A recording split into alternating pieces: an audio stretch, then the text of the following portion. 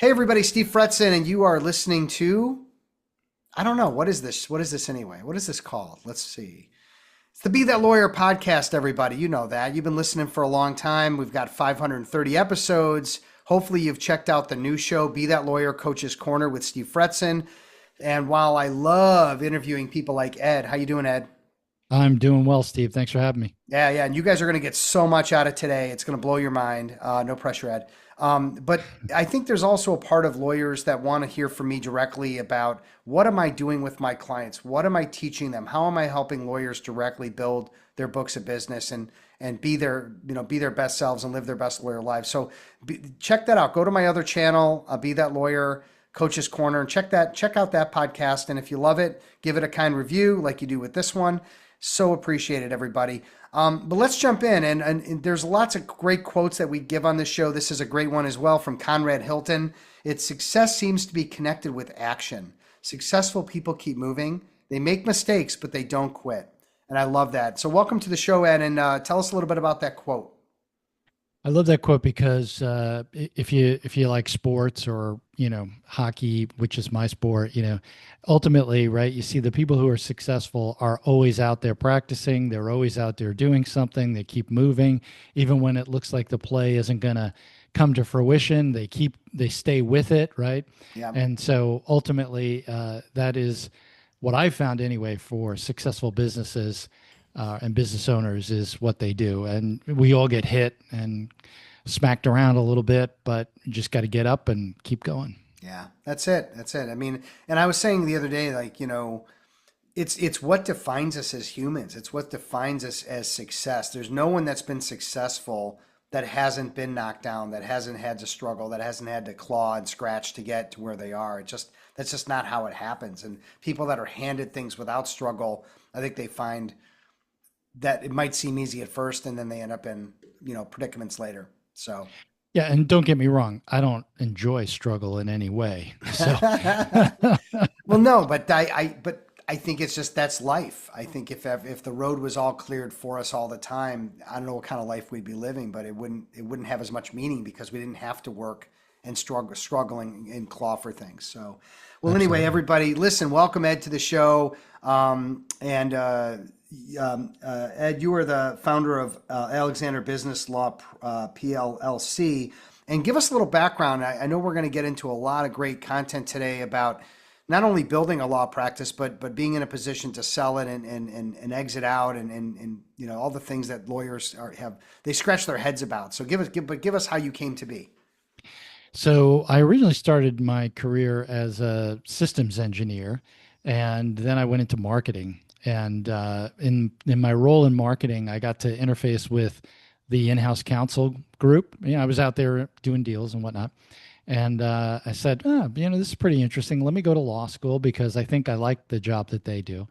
And then I went in-house at that company, and they put me in the patent position because I had a technical background, and I decided that was not to my liking. I kind of went from being out in the world making deals to, all of a sudden sitting in a 10 by 10 office without windows and writing patent applications.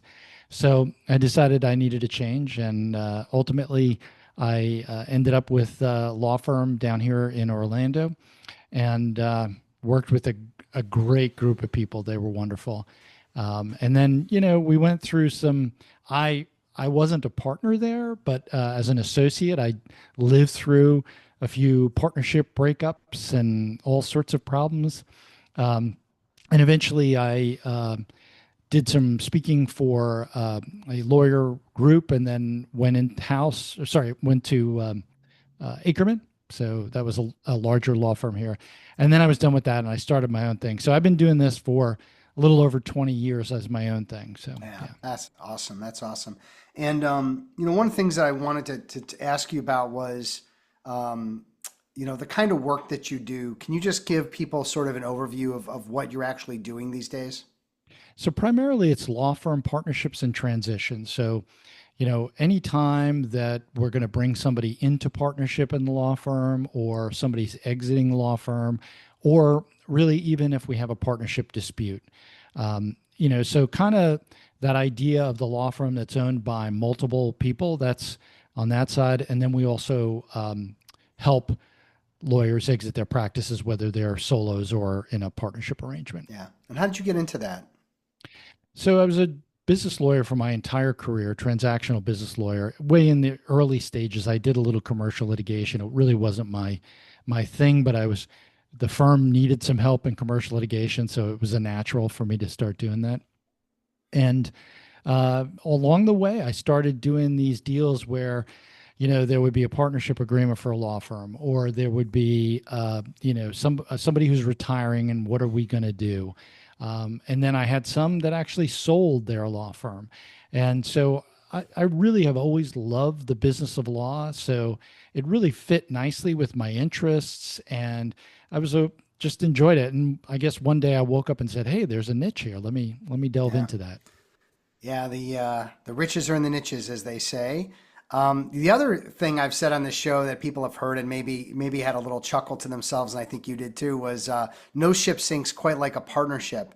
And there's a lot of lawyers that come to me and they talk about their partnership at their firm, but more it's like, hey, I'm a solo and I got this great opportunity to partner with these two other guys or these two other gals or whatever it might be. And I right away slow them down. I go, whoa, whoa, whoa, whoa, whoa. Okay, let's Right. talk this through because I think there's so many, partnerships that sink because there's a number of reasons. I'll let you talk a little bit about why are partnerships so challenging. Well, I think that if you look at it, the first thing is partnerships. It's interesting because they're marriages, right? They're business marriages, and Yeah, that's what they should be called, is business marriages. yeah.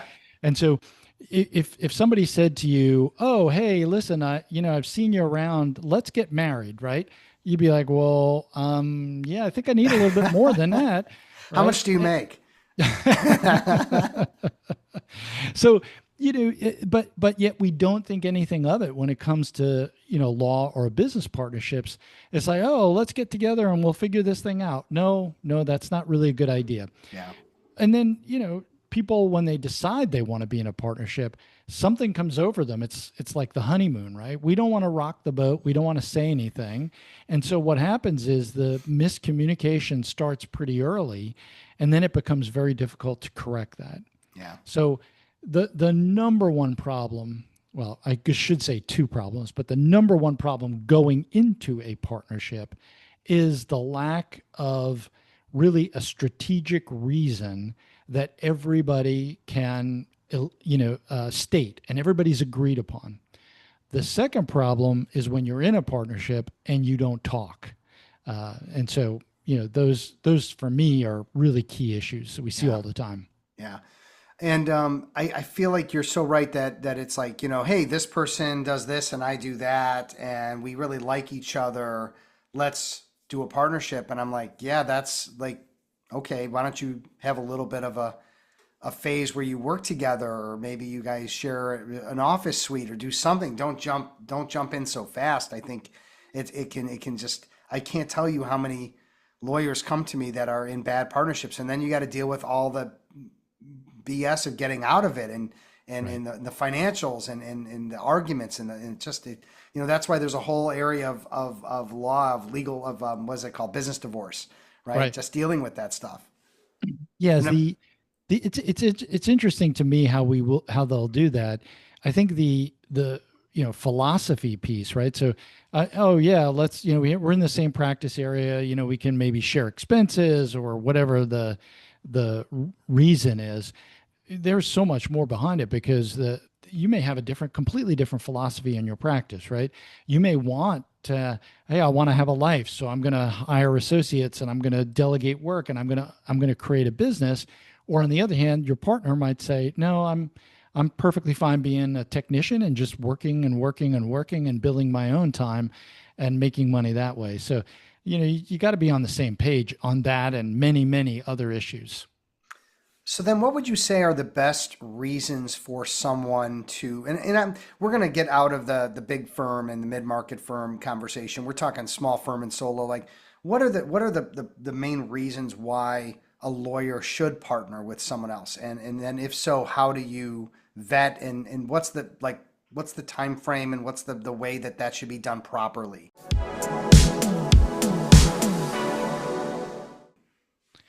So some of the best reasons, right? Well, I say generally strategic reasons, right? So Hmm. it maybe it's expense sharing. I don't think that's a real strategic reason, right? But it usually is. I have something that you don't have, and together we can be more either productive or grow bigger, or there's some multiplying effect by the fact that you have either an asset, a skill, a capability that I don't have, and I have an asset, skill, or capability you don't have, and we put those together Yeah. to everyone's benefit. If all it is a monetary component, right? So we think we can make more money by working together. I usually question that. Um, yeah, people will say two can live as cheaply as one, but it's not that case in the law firm world. So Yeah, and I guess if you don't want me to look at it as if you want to share expenses with someone because it's an office suite and someone's got an ex, then share a suite, like share the expenses, but you're not like signing in engage, letters of the marriage in that business and committing to somebody and bringing all your clients into their world and getting everything mixed up. right, right, yeah, because you become entangled, and if it doesn't work out, disentangling is extremely difficult. Yeah. And you mentioned some reasons why they fail, and I don't know if this is in the honeymoon phase or long term, but lack of communication. The big one that I've heard is a disagreement about who's doing what. Like I'm bringing in 5 million, you're bringing in a million, we're getting paid the same or whatever our agreement is, and it's not feeling fair and equitable. Is that expand on that and then add to it, please? Sure, I think that is a symptom. The bigger issue is expectations and really getting the expectations on the table early on. So if you see that where one partner is either originating or billing 5x what the other partner is, then you'd want to take a look at, well, is the other partner making some other contribution to the law firm? And Yeah. really the time to have that is early on, right? So and that's also about expectations, in that if I'm never going to work and bill 3,000 hours, but you are and you expect me to do that, well, let's make sure we understand that day one. So there needs to be an agreement put into place that is very specific about expectations. Go through like what are some of the key components of an agreement that both parties should buy into. I think you mentioned it before. It's a comp plan, right? So we Okay. understand now that I wouldn't necessarily put the comp plan into the partnership agreement, but I would reference it Hmm. so that it can be a little bit more particular there. I'd want to have a discussion about where do we want to go with this thing and what does it look like when we're done, right? Because if you want to grow into the next mega firm, but I'm really looking to stay, a 2 or 5 lawyer firm, that just simply isn't going to work. Um, any of the, you know, are you going to retire? Are you going to stay in this practice area? Do you go out and market through golf on Wednesdays and Fridays, right? So it looks like you're out of the office, but you're originating, right? All of these expectations. And we actually have a list of 21 different areas that the partners have to really kind of have an in-depth conversation about. A good portion of those are legal issues like on ramps, off ramps, those types of things. But a lot of them have to do with these kinds of expectations.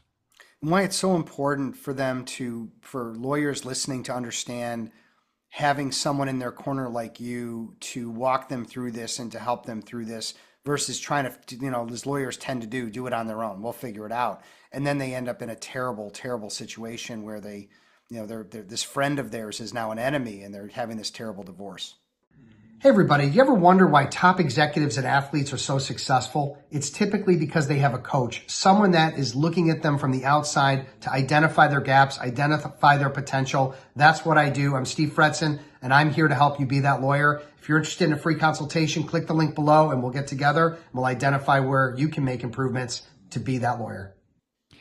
Yeah, I mean, ultimately, right, nobody wants to be the one to bring up the issue. And so we act as the bad guy, right? We do that guided conversation. So we're bringing up the issues Yeah. and we're gently pushing everybody to lay out on the table, well, what do you expect out of this? What do you expect out of this? So if we identify areas where there's a discontinuity between the expectations, well, there's we can sit there and talk about now because we actually can communicate over those. Why do you have this expectation? What do you want to get out of it? And then maybe we can modify the comp plan. Maybe we can modify the expectations, or maybe we recognize early on that this isn't going to work, and let's just do it. Let's not do this and stay friends. I was so funny is our brains are working very much in tune right now. Like I was thinking, you're the bad guy, but part of being the bad guy is getting people to talk, and it might come up that in fact, you know, a partnership is a terrible idea, and you recognize that early in the process with you that they wouldn't have figured out on their own, and boy, it sure saved them a lot of time and money and energy. Absolutely. I've had experiences in, I'll give you one in the business world, right? So the two partners were coming together. One was bringing expertise and one was bringing money to the table. And the money partner was driving. Let's get this partnership agreement in place, right? But had made the mistake of actually providing some funds ahead of time to get started. And the expertise partner basically said, and after he'd received a bunch of the money, yeah, I'm not interested in doing this anymore. So, you can get to that point where if you don't talk early and you don't really go through all these issues, that it's going to be a problem. Yeah. Period. So. Yeah. So, one of the other challenges people have is like they've been doing this a while, or maybe they've made enough money, or they're getting to a point where it's time to slow down, or it's time to start thinking about retirement, or selling the business, or incorporating it into someone else's firm. And I think there's a lot of confusion in the marketplace about what that is, how it's done, right or wrong. Can you kind of give us some insight on that? Yeah. So, in the partnership context, if you're looking at this, you should have a succession arrangement built into your partnership agreement, right? So, Okay. this really shouldn't be a question for you. Now, having said that, I know if you're a 35 or 45-year-old lawyer, you're thinking to yourself, "Well, I got 20 years. What am I thinking about it for?" But for those of you that are solo, right, ultimately your practice, it may be a small business, right? Now, hopefully, you don't have a practice that's really just a job and is totally dependent on you. But if you have a practice that is a going concern where you have clients coming in regularly, you're not the sole person doing all the work. You're not the sole person answering the phones. Doing all those things, and you have a business, then that business has value. And so, what we would end up doing is coming in, trying to figure out what's a good price for that business. What should it draw based on the financial metrics, based on the risk factors. Then we go and we market that outside. I'm assuming you don't have an inside buyer. And so if you don't, then we market it on the outside. Sometimes we'll have a situation where the owner will bring somebody in specifically for the reason, for getting to that point where they can do the exit, the succession plan with that person. That's less typical than either having that person ahead of time and doing the deal with them, or ultimately going out. But then we market, and we get interest. We manage that interest, trying to figure out what do they think it's worth. We negotiate, and then we move to a contract and hopefully close it. So you're acting as a lawyer and as a broker? I have two businesses. One Okay. is the law firm, and the second one is the brokerage firm. Okay, okay. So you're able to kind of do it all in house, which I think is, I mean, that's nice. There's no conflict in that because you're acting, whose interest you're acting as a mediator with the buyer and the seller I'm acting in the law firm context. I'm acting on behalf of the seller of the because that's our seller. client. Okay. And in the context of the brokerage, either I'm acting for the seller or I can act as a transaction broker. Okay. It depends on the terms and the But the arrangements. buyer gets a lawyer on their end. Yeah, we advise the buyer to get a lawyer. Sometimes they try to do it themselves. So Yeah, like a lawyer trying to do it themselves. Oh boy. Okay. Well, really, really cool. And then is there a reason to find a buyer and sell the firm and the business there versus sort of maybe trying to maybe it doesn't matter, incorporate it into a larger firm or mid-market firm that could bring that group your group into theirs? So yeah, I mean, we've done business combinations, with kind of what you're talking about as a Yeah. It's combination. like a lateral like a group Yeah, moving into, yeah. yeah. Some firms will pay. They won't typically pay anything up front, and what they'll do is the larger firms will treat it almost like an origination fee, Hmm. and so you'll get origination fee for some number of years after the transaction happens. And so if you have a practice and you're going to continue to generate, you're going to go out and do the same activities you did to bring in business, well, then you would become of counsel with the buying firm and you would continue to receive those origination credits. And firms vary. Do they require you to work? Do they not? Those types of things. Yeah. And I've shared maybe too much about my late father, Larry, the lawyer, on the show. He did a terrible job. He was a great lawyer, amazing lawyer, great dad. I don't think he was the best business person from a standpoint of a number of things that I was able to pick up on, while he was practicing and afterward. But the big mistake he made is he was pretty committed to retiring at 65, which he did. And with like 6 months before he retired, he found a couple of knuckleheads, and I think he said, "Hey, you guys can take over this practice and whatever." And I don't think there was any real plan of how to do that effectively. So they just ran it into the ground because my dad was such an amazing lawyer and such a unique guy. I don't think he did the trust transference that I think Mhm. needs to accompany a solo practice and how it gets changed over. He just kind of said, "Here are my files," and then they had to, deal with Yeah. the legacy of this amazing guy. Um, the right way to start thinking about it, when to think about it, how to do it. If you're a rainmaker and you're feeling like you're on an island, you don't have anyone to share your ideas with, solve problems with, you're going to want to check out my Rainmaker Roundtables. Click the link below and learn more.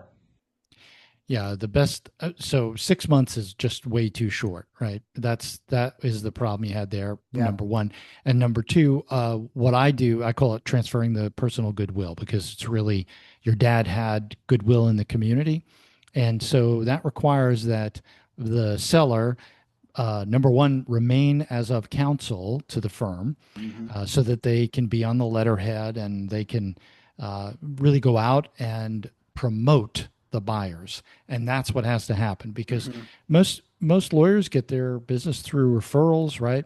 And so you got to go to referral sources. You got to hand the torch off and let the referral source know, hey, Mr. Buyer or Mrs. Buyer is great. I vetted them. I trust them. But you know what? I'm going to be here should you have any questions, should you have any client issues. I'm here. I'm semi-retired, fully retired, but I am committed to making this transition successful and I'm going to be here for you. Those are the things you've got to say to referral sources and important people in the practice. But it's also things like, if you have a book, make them a co-author on the book. If you have a bunch of videos out there, do the videos together. If you have podcast, now it's a jointly hosted podcast. All of the things to show that they have the expertise that you have and that you have the full confidence in them. Yeah. And would include it in that going with that new owner to go visit the clients and introduce the owner and talk about how synergistic they are and how everything's going to be even better than it was before, that type of stuff. If you have repeat clients, Yeah. right? Some practices don't, Right. it's kind of in that case. But yes, if you have repeat clients, absolutely going Okay. there and introducing them. Okay. Got it. Got it. Well, really great stuff, man. I mean, so much to unpack. Anything that we didn't cover that we should have covered as far as what lawyers need to be thinking about, whether it's building up a business and selling it when you're 40 or 65 or 70 that we didn't cover. I usually find that the sale happens when the lawyer no longer wants to practice, because the way the value piece is that it's not, you're not going to get, 5 or 8 times EBITDA for your firm, right? They're priced lower than that because there's really a risk factor associated with it. Mm, So when somebody comes to me and they're 40 years old and they want to sell, I'm usually looking at somebody who's very unhappy with their practice. And so we're going to delve into, why are you unhappy with your practice? How can we improve your practice? If you really don't want to be a lawyer, yeah, we can sell it, but this isn't going to be, like you creating a tech company and, selling out for some ungodly amount of money. yeah, got it. Well, really great. Thank you so much. And let's get into Ed's big mistake. What's a big mistake you made and came out the other end smarter, better, faster, stronger? So prior to the pandemic, no, I'm sorry, prior to the financial crisis, so we're talking 2008, 2008. 2009. Yeah, yeah. I had a lot of business, but it was all referral based business and mostly from attorneys. So when the crash came about and most legal work dried up, all of my referral sources started keeping everything that they were sending to me. Mm, Not, and some of them were competent, some of them weren't competent to do it, but they kept it because yeah, they had monetary, money issues. yeah. And so, my book just like dried up really quickly. I tell people that in 2009, I pretty much could have gone on vacation for 90 days and nobody would have noticed. Um, and so coming out of that, we really diversified marketing in a big way, right? So we have the books, we have the podcast, we have a lot of different things, and ultimately, when I had sufficient revenue, I actually hired a marketing coordinator, and so we've got somebody who's focused on that for us, and I think that applies to from a business value standpoint. And one thing that we didn't say there that I would highly recommend is really having a team approach. So we've developed that as well, Mm, so that ultimately, if somebody leaves, we don't have a likelihood of losing the client yeah, because they're dealing with the team. They're not dealing with one lawyer. yeah. Really smart on all accounts. And again, the big lesson there, guys, every listening is, don't have all your eggs in one basket, right? There's multiple channels of marketing and business development that need to happen because if one of them gets stale or something happens, you still have these other. It's like relying on China for all your goods. That's fine until you get 145% tariffs or whatever's going to happen next. Um, so really, really great. Let's take a moment, thank our amazing sponsors. Of course, PIMCOM coming up in October. You're going to want to check that out. If you're in personal injury, that is the place to go. I think they got Nikki Glazier, the comedian, going to be on stage keynoting, and just a ton of great talent that you can learn from and being out there. Of course, the Law Her podcast with Sonia, and check out LegalVerse. You can go to legalversemedia.org. No, wait, legalversemedia.com. And again, another great platform to read international and local content on. Ed, people want to talk to you. They took a lot away from this. They're interested in selling, or they're interested in buying, or they want to work with somebody to learn more. What are the best ways for them to reach you? You can reach me at alexanderbusinesslaw.com. That's our website, and there's a information form there. You can also email me at ed@alexanderbusinesslaw.com. And then I'm on LinkedIn, and then we also have a YouTube channel. So And a podcast. What's tell everybody about the podcast? podcast is called Law Deals, where we talk about all of these particular issues related to selling and partnerships and exits and succession and everything else. Awesome. Really, really great.